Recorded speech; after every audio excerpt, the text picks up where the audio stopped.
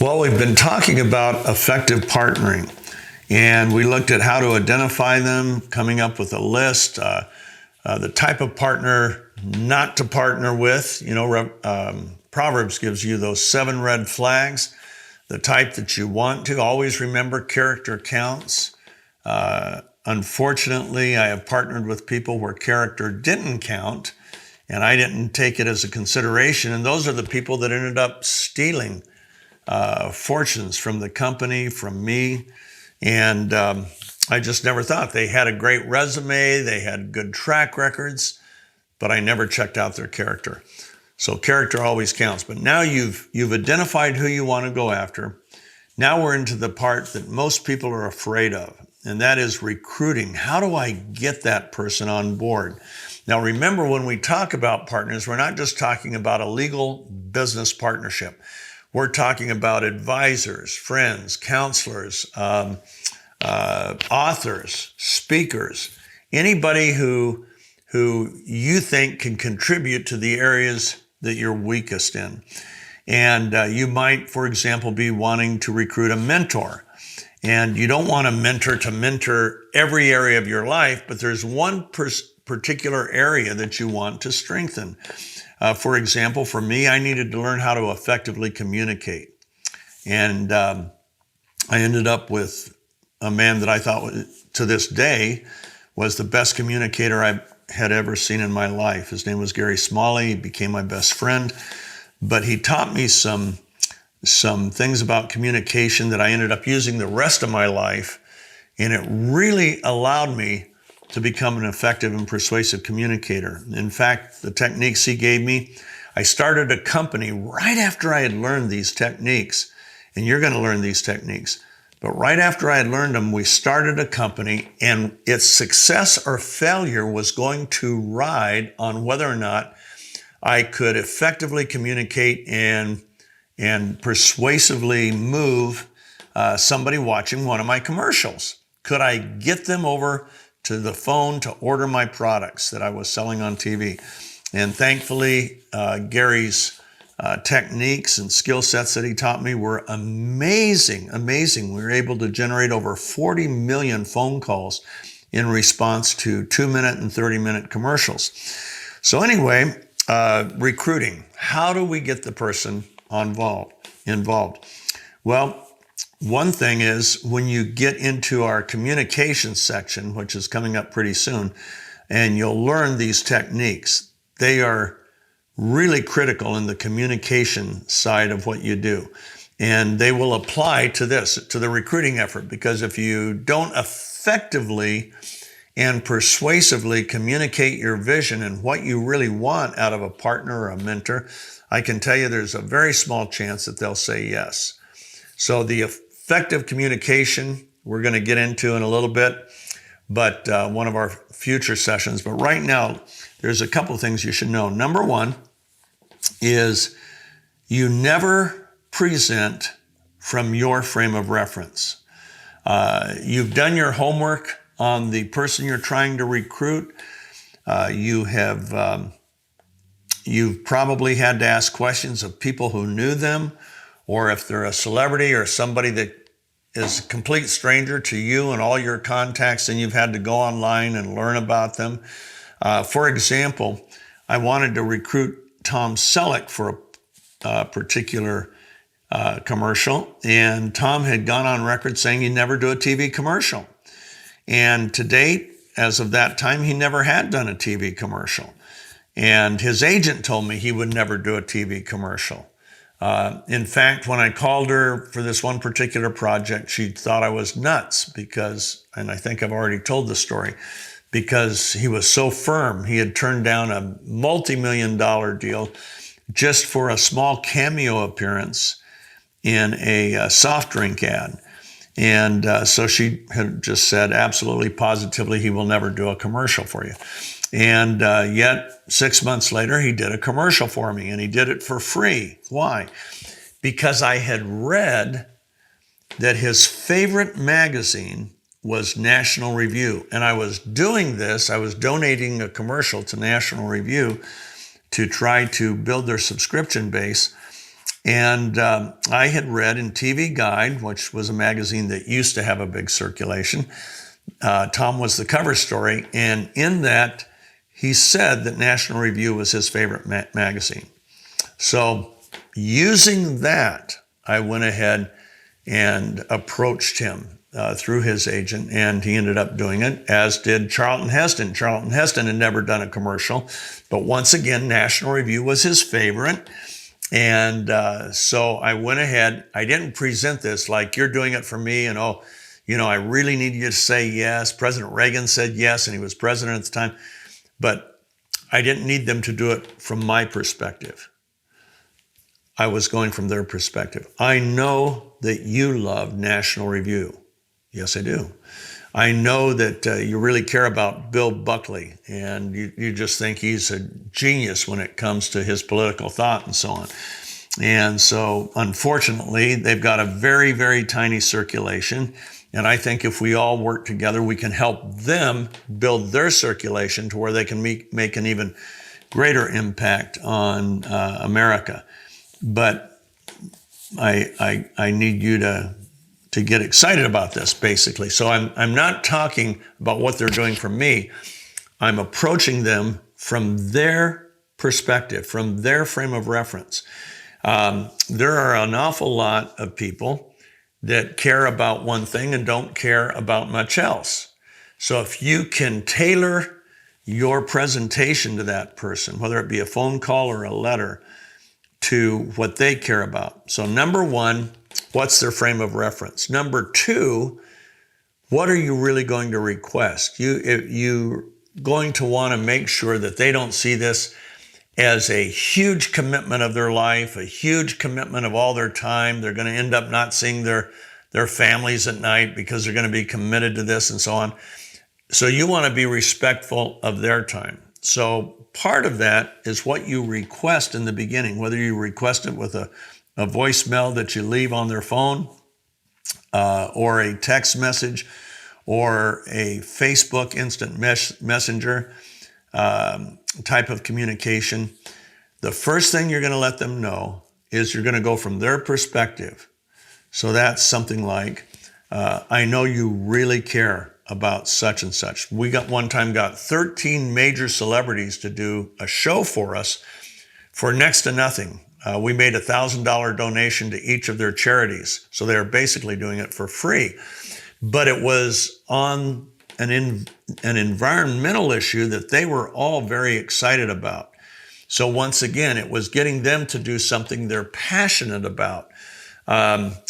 We had a hair care line, and it was built around this woman who had all these celebrity clients.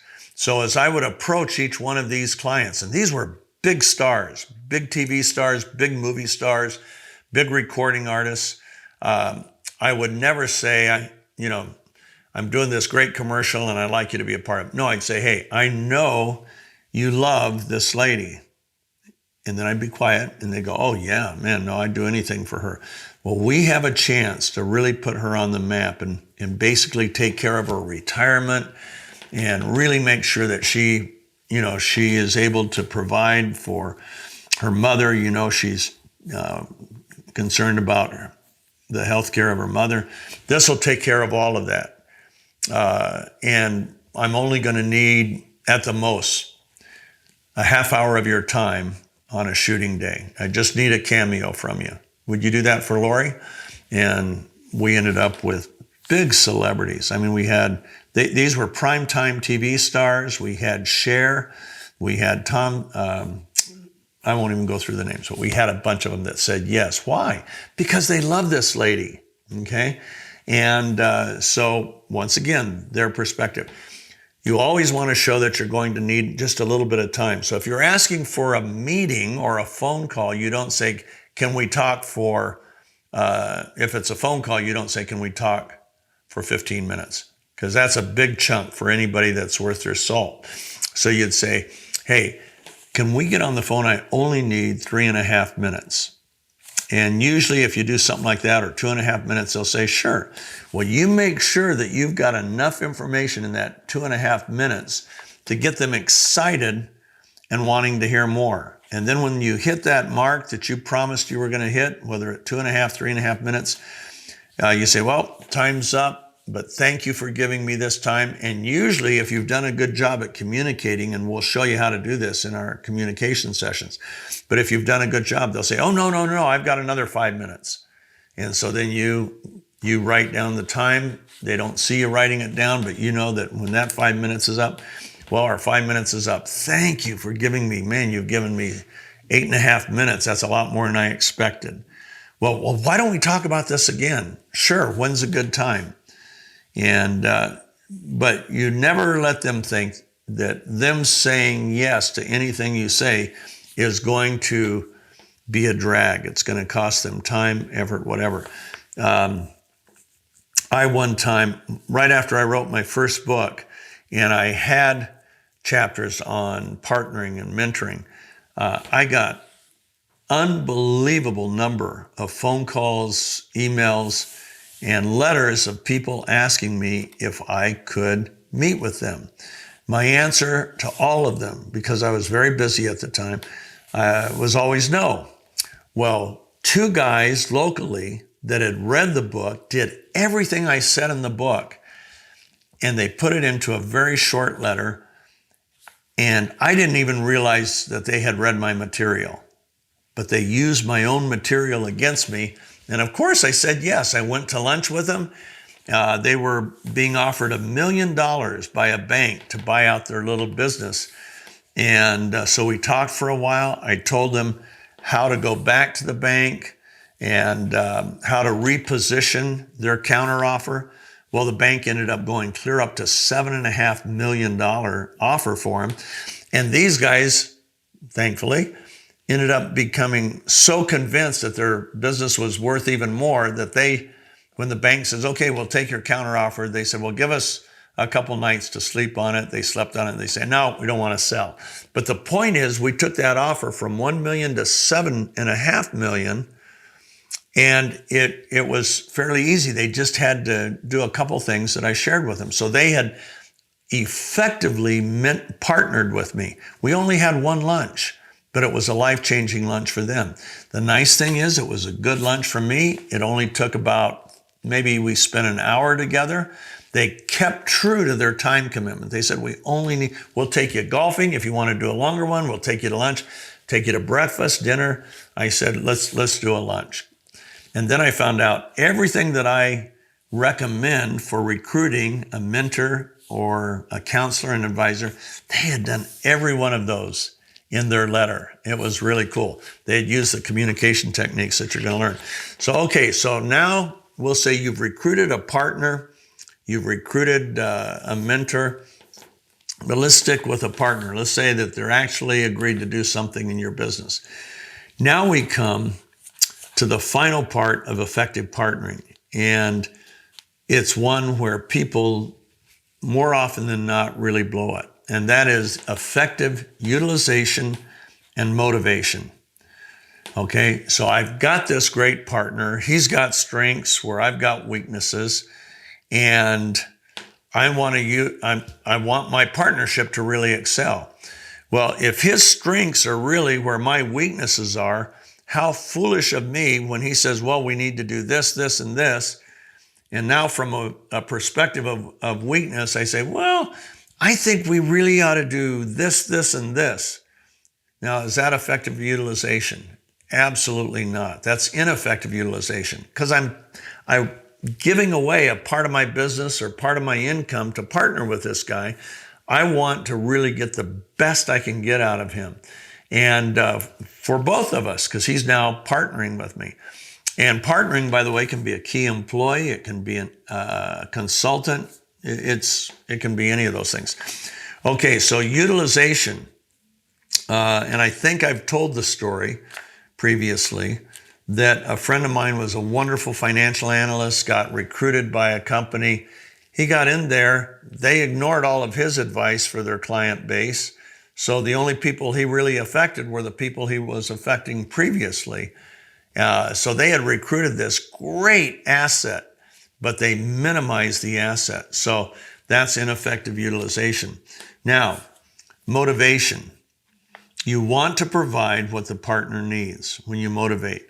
So those are things like the environment. When I first partnered with Bob Marsh, and he put me in an office in their office complex or in their office suite that didn't have any windows. And I wanted to be a team player, so I went ahead and I accepted that. And I worked in it probably for 3 or 4 weeks, and then I just couldn't handle it anymore because I have to have light. I have to have windows. It's just who I am. I get depressed in a dark room or a room without windows. And so I went to Bob and I said, Bob, you know what? I want to be creative. This project is so important to you and me. And I'm going to ask you for something that you may not see the need, but I'm telling you legitimately as your partner and friend that I have this need. I really need an office that has windows. And he said, oh, okay. So he got me an office with windows, and I wrote our first commercial, and it launched our business and created tens of millions of dollars in revenue and millions in income for the partnership. All because he gave me windows. If he hadn't given me windows, I guarantee you I could not have given him what I gave him. And so you want to create an environment. An environment isn't just what the partner needs as far as a physical environment. If he needs authority to get things done, you've got to give him the appropriate authority. You can't micromanage a partner. In the areas where he needs the authority to do his thing, you've got to give him that authority. We had a CEO in one of my companies recently, and he was a wonderful man, very capable, but he micromanaged everybody. We couldn't get a decision done because he had to be the ultimate decision maker. And so is that effective utilization of the team? No, that's ineffective.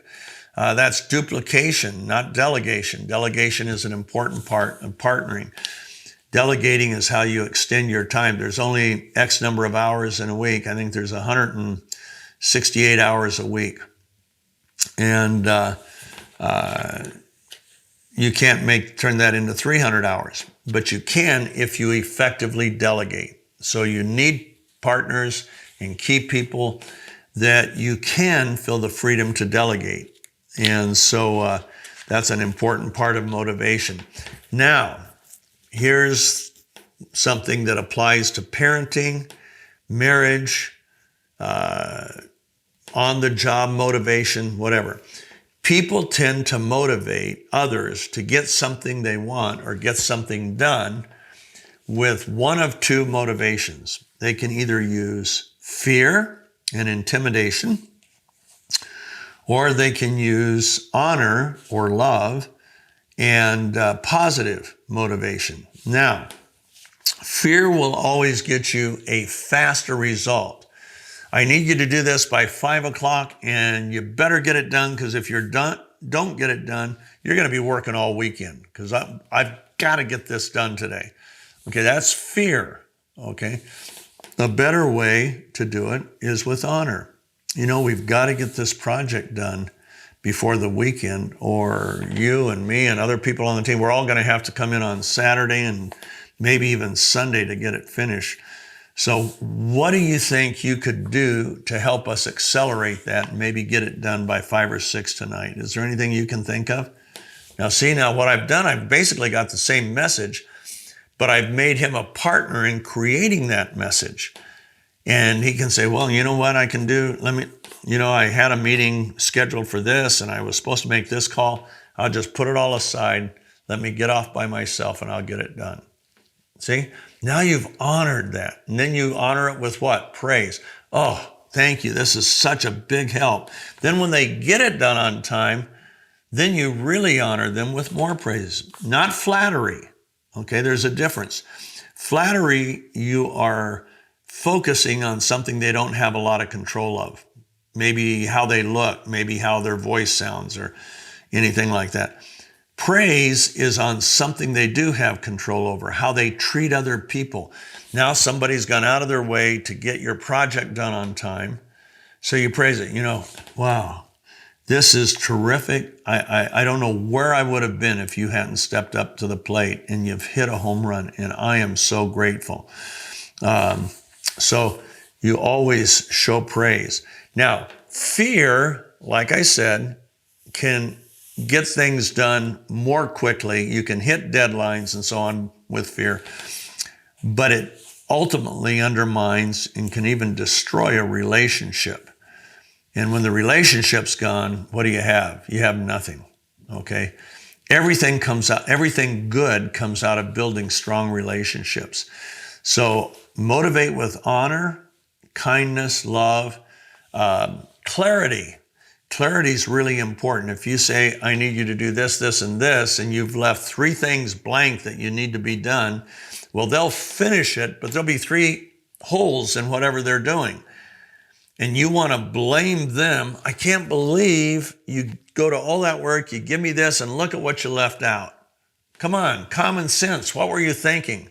You know, a lot of wives do that with their husbands. You'll give us a list of things you want us to do, but you won't be real specific on 1 or 2, like bring home, a cake mix. But you don't tell us what were you thinking? You brought a yellow cake. I wanted a chocolate cake. You got to be specific, especially with men. You've really got to, there's areas where we can operate off a list and we can deliver exactly what's on that list, but don't expect us to deliver anything beyond that. Occasionally I get sent to the store to pick up something, and you know what bothers me is there'll be 3 brands and it's not brand specific, and I don't know which brand to get or what package size to get. So I have to decide between a large package. Those are horrible decisions for a man to make, honestly, because we don't know. We don't know. And so always, ladies, when you're trying to give us things to help out and delegate stuff to us, give us meaningful specifics right down to the brand. I know one time I was told to take some clothes out of the washer and put it into the dryer. And the next morning, I kind of got reproved with, what were you thinking? I said, what do you mean? You didn't start the dryer. Well, you didn't say start the dryer. You said take the clothes out of the washer and put them in the dryer. Now, that may sound funny to you, but that's typical for a man. If you've seen Everybody Loves Raymond, which if you haven't, I'd recommend it. But you see, he screws up all the time. And the reason we men laugh at that, because we do the same things. And so you want to motivate with honor and love, meaningful specifics, and give the person motivation, the kind of environment they need. They need security. They need appreciation. Nothing motivates like appreciating with money. And so when you give an unexpected bonus or tip or whatever, that's really motivating. And so anyway, we've covered a lot. We've probably left some things out. We're going to give you a PDF, couple things that I think we've touched on, but in case we haven't, stay away from negative people. You want to work with positive people. You don't want to work with a theorist, someone who can tell you exactly how to shoot but has never held a rifle. You want to partner with people who have performed the skill set that you're recruiting them for. And once again, look for their natural gifts and look at their character. Okay, that's it for now. We'll see you on the next one.